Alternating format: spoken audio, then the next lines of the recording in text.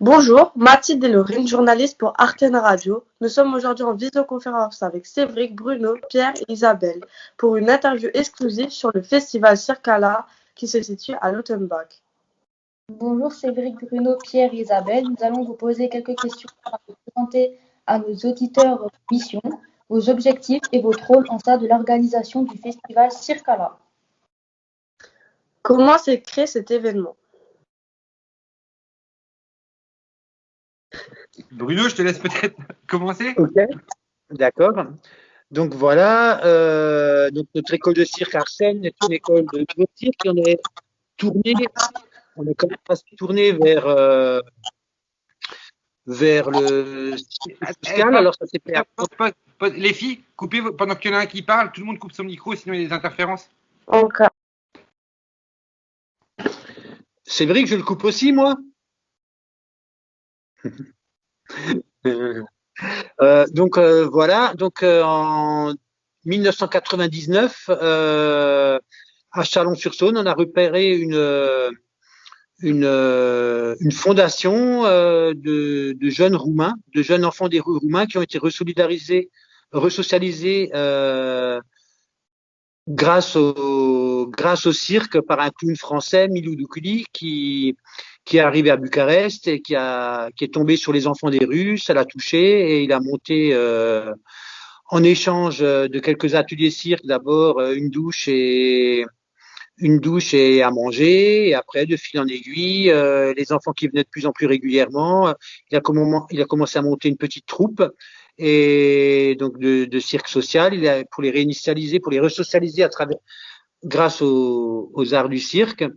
Et il a monté des petits spectacles, et pour enrichir la fondation, ils ont commencé à faire des petites tournées, et c'est lors d'une de ces petites tournées à Chalon-sur-Saône qu'on les a repérés. Franck, un de nos profs, a vraiment beaucoup matché avec eux, et du coup, il les a fait venir en 1999, me semble-t-il, pour la première fois en France, à Mulhouse. Et donc, on les a fait jouer, on les a reçus, on a fait des échanges pédagogiques avec eux. Et 2 ans après, on les a refait venir, et là, on a monté un petit festival à Mulhouse, où tous les jours, il y avait un autre spectacle et des concerts. Et la fois suivante, donc c'était en 2005, on a voulu faire un festival mais itinérant, plutôt que de rester sur Mulhouse, aller à la rencontre des gens. Et comme moi j'habitais Schweighouse, on a commencé à organiser l'accueil de Parada un soir à Schweighouse dans le cadre de cette tournée, et ça avait super bien marché. Ce qui fait que on a eu beaucoup de monde, ça a vraiment touché la population.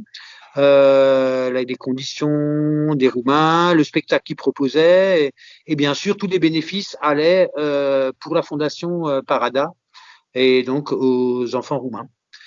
Et ensuite, en 2011, me semble-t-il, j'avais rencontré plus ou moins Pierre pour l'organisation. Bruno, tu as répondu à la question, il faut laisser les filles parler maintenant.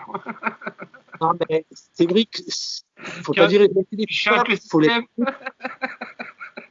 Cédric, parlez alors, vas-y Cédric, parle. Je coupe au micro, j'écoute. Pas moi, les filles.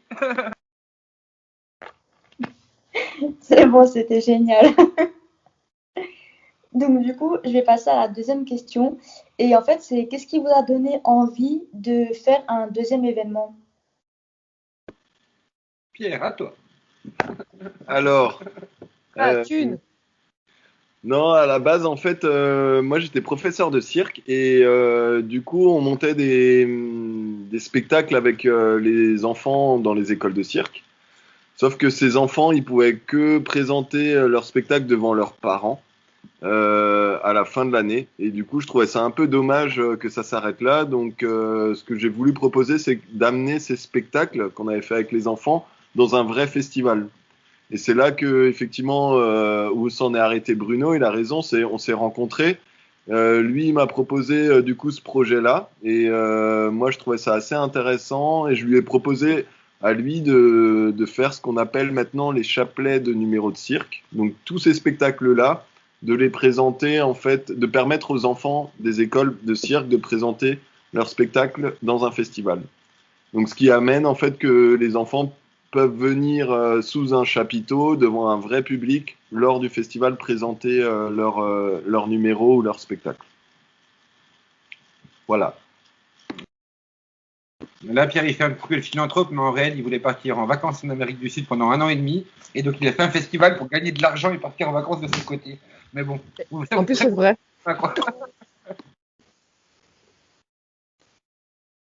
À vous, les filles. Ok. Alors, attendez. Et donc, si j'ai bien compris, vous avez voulu faire un troisième événement et après le voyage en Amérique du Sud pour partager votre expérience? Oui, tu peux le dire. C'est ça. En fait, effectivement, les bénéfices, l'année où on s'est rencontré avec Bruno aussi, les bénéfices sont allés pour un projet autour du cirque social qu'on a monté avec notre compagnie. C'était un projet d'1 an et demi en Amérique latine pour traverser une quinzaine de pays et travailler autour du thème de l'art en tant que vecteur d'insertion dans les quartiers difficiles. Et une fois qu'on est revenu d'Amérique latine, on avait envie de montrer un peu ce qu'on avait vécu là-bas et de réorganiser du coup un festival pour faire un peu le bilan de tout ça. Et donc, du coup, ce troisième événement, comment il s'est développé? C'était lequel, le troisième? Le troisième, c'était Bigoté Del Gato. Donc, c'était justement le retour d'Amérique du Sud. Donc, c'était un peu la même recette que le deuxième, que 2011. Au niveau de l'organisation, on était sur un jour, on avait la parade, on avait déjà les différentes activités avec l'école